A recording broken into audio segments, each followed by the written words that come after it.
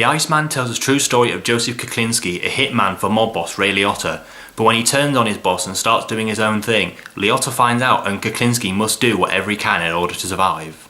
Now, going into this film, I didn't know anything about Joseph Kuklinski, dubbed the Iceman. I knew the film was based on the life of a hitman, but I knew that Michael Shannon was in it. I didn't really know anything about it apart from that. So I went into it sort of blind, not knowing really what to expect, and I really enjoyed this one. I really did. Michael Shannon gives an absolute standout performance, as he does in most of the films he's in. I mean, he gives a really kind of intense, kind of brooding performance, which I thought was really good. I mean, he is a brilliant actor, but he does seem to kind of play, in some ways, the same character, kind of. I don't know, I haven't seen many films he's been in, but the ones I have seen and kind of I know of his other performances, they are not really the same, but some aspects are. So the thing I liked most about this film was how I kind of connected with the main character. I mean, he's absolutely devoted to his family, a big family man, father to two daughters, and married to Winona Ryder. I can't remember actually. That's the only kind of problem. That's one of the kind of problems with this film, is that there's quite a lot of characters in it. So it kind of, sometimes I kind of forgot which characters were which, and kind of who was whatever name when they're talking about names, especially when the dialogue's quite fast. I kind of get confused a little bit, but that's not that bad really when you think about it. Like I said, but I really kind of connect with the character. So like, he does do kind of evil things, but all in all, he's not kind of an evil character. You do kind of feel for him in some scenes, especially again scenes with his family, and kind of when threats are made against his family, he kind of makes not particularly very good decisions. But at the time, it's justified really, with the threats that people give to his family, like they're going to kill his kids and kill his wife and everything. Which, I mean, when you put in that position, well, might not kill them, but you'd do something at least. And also, the film had this really cool kind of 50s, kind of like 50s film feel to it. I think quite a lot of it is set in it's in the 50s and the 60s, and but it has this really kind of, the music kind of helps with that as well, kind of giving like a kind of a black, kind of like those black and white films of the 50s, that kind of feel, with the really kind of really good music and everything. Great cinematography as well. It's directed by, I don't know if it's a man or a woman, it's Ariel Vroman, and I think they've directed a couple of other things, or it might be a debut film, not quite sure, but again, I'm not sure he or she, but they did a really good job. And I'm not sure who the cinematographer is, but some really nice shots of the city and stuff, really well photographed.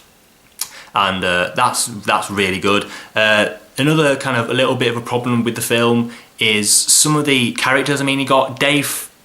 Some of the supporting cast can include Dave Franco, who's in it for one scene, which lasts literally not even 5 minutes, and he was kind of underused a bit. You got Ray Liotta as the mob boss who hires him, and he kind of goes against him and starts doing his own thing.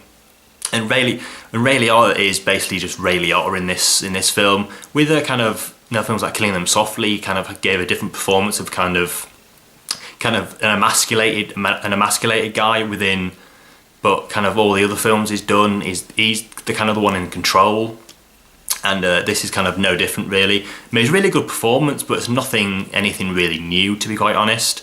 Also got Chris Evans as well, not that Chris Evans, the one from Fantastic Four, and he's pretty good in it. He has a bigger part than some people, but than some characters. But again, he's not in it like a lot. It's not a very long film. It's, I think, about an hour and 40 minutes, but he's not in it that much. And also Robert Davi, he's one of those kind of guys that is like that guy in a film. It's like, you've kind of seen him in films, but you don't really kind of know who he is. I think he gave a really good performance as this as the man who Kuklinski kind of starts doing these jobs for, and he actually starts killing off the associates of Ray Liotta's character. And also David Schwimmer pops up in there with this really kind of weird hair and this freaky ponytail. It doesn't suit him whatsoever. But he gave a pretty good performance as well as his kind of Ray Liotta's character. Again, I'm kind of referring to characters because I'm not exactly sure about the names. But he's kind of underling to him, and he's kind of had a history with him, and he kind of knows him a lot. So when no, I won't do that because I don't want to give spoilers away. But yeah, really good film, really good cast. Also, he has got Winona Ryder as his wife. She gives a really pretty good performance, and also the actress who play his daughters are really good as well. One of the other problems with the film was the pacing in some parts. The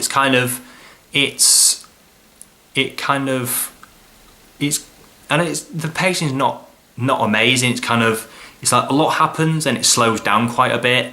Then a couple of other things happen, kind of like one after another, and then it kind of slows down, and then it kind of builds to a crescendo near the end. Really pretty tragic story as well. I mean, I suppose I can talk about it because because it's kind of common knowledge. There's not really spoilers, but apparently he got, was it 2 back-to-back life sentences, and apparently he never saw his family again, which kind of really got to me for some reason. Not quite sure why. And also apparently he when he was jailed, he shared a jail or maybe in the same prison as his incarcerated brother, played by Stephen Dorff in this film, he's literally in it for like not even 2 minutes. And you kind of find out a bit of the backstory between the 2 brothers. Apparently, no, I want to say that, I'm going to get spoilers again. But again, really enjoyed it. I've enjoyed it a lot more than I thought I'd do. With some pacing problems, some underused characters, but all in all, a really worthwhile film. I wouldn't kind of rush out to see it in the cinemas. I think if you just kind of rented it on Blu-ray or maybe bought it on Blu-ray, it'd be a little bit better. Yeah, I'd give this film a solid 8 out of 10. Again, I wouldn't rush out to go and see it, but I'm pretty sure it's not in any cinemas anymore, so you won't be able to see it anyway. But rent it on Blu-ray. It's a good rental. I'll say that. It's not it's not like an amazing film. It's quite forgettable in some parts. I mean, I'm not going to be kind of thinking about it for weeks and weeks like I do with some films. But again, really good film, really good effort. 8 out of 10 for The Iceman. So, yep, that has been my review for The Iceman, starring Michael Shannon, Winona Ryder, Ray Liotta, and David Schwimmer, and Chris Evans as well. So, yeah, that's about it. I hope you enjoyed this review. If you did, give it a like, comment below if you want to, and I'll see you in the next review. Thanks for watching.